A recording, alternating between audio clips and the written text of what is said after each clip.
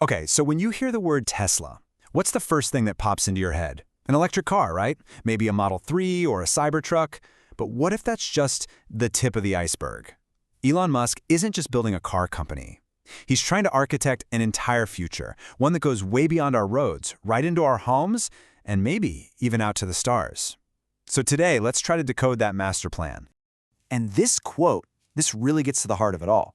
He says, we're essentially creating the future. Notice that word choice. He's not saying they're predicting it, they're building it. For Musk, Tesla is the engine to create a world that he thinks is fundamentally better.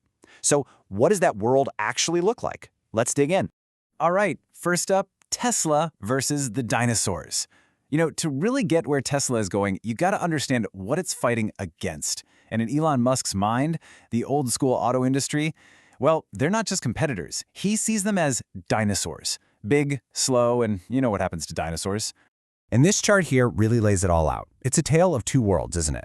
On one side, you've got the legacy guys, gasoline, manual driving, kind of resistant to big changes. And on the other side, you've got Tesla's approach, electric, autonomous, and just constantly pushing the envelope. This is why he's so convinced the old way of doing things is on its last legs.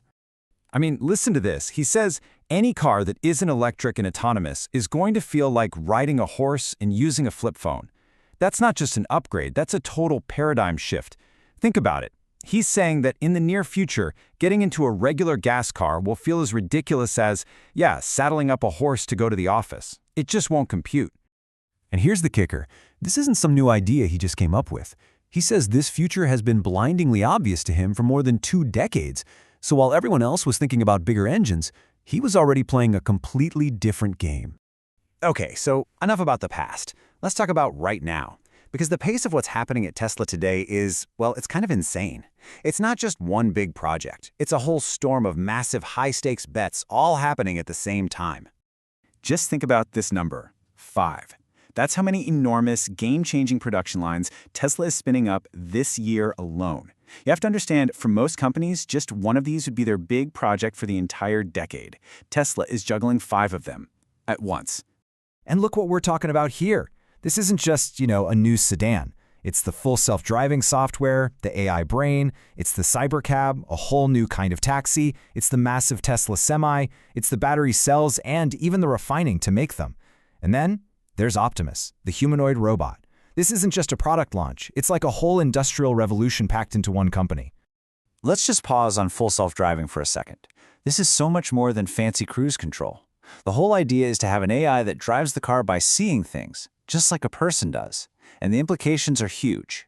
Musk talks about how if a driver had a sudden medical emergency, like a heart attack, the car could recognize what's happening and safely drive them to the hospital. That's a real game changer. Okay, but now we get to the part where the plan just explodes beyond anything you'd expect from a car company.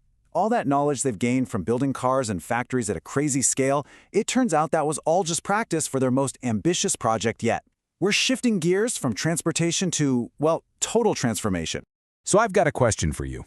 With all this talk about cars and trucks, what if Tesla's most important product isn't a car at all? What if it's something else entirely? Say hello to Optimus. And how does Musk describe it? He calls it your own personal C-3PO. But even better, it's such a great reference, right? It immediately makes you understand. This isn't just some clunky factory robot. He's talking about a personal helper, someone to care for people, a true companion. And the plan for Optimus is just, wow. It starts small, or, relatively small. First, have it do simple, useful jobs in the factory.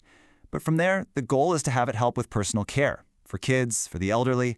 And the long-term vision, Musk talks about it doing incredibly complex things, maybe even surgery. Imagine what that could do for healthcare around the world. So what happens when all this stuff actually works? When robots and AI are everywhere? This is where the whole thing gets really deep. It stops being about just engineering and starts asking some pretty big questions about society, about economics, about what it even means to be human. And this is probably the most mind-bending prediction of all. He says that long-term, and by that he means 10 years from now or less, work will be optional. Let that sink in. Not in some far-off sci-fi future, within a decade. His bet is that AI and robots will create so much stuff, so much abundance, that we won't have to work to survive anymore. But what does optional work even look like?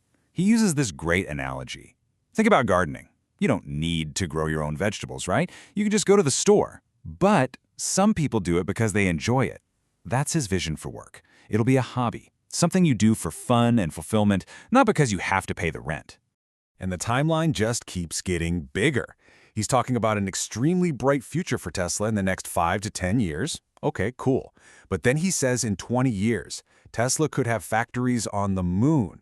I mean, that's a whole other level of ambition. It's literally astronomical.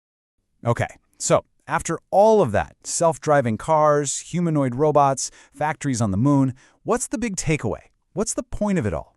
It actually boils down to something really simple and really human. His core advice, especially for young people, is just this.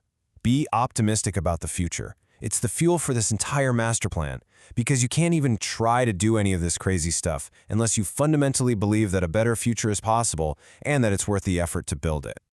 And this quote just nails his whole philosophy. He says, "It's better to be on the side of being optimistic and wrong than pessimistic and right."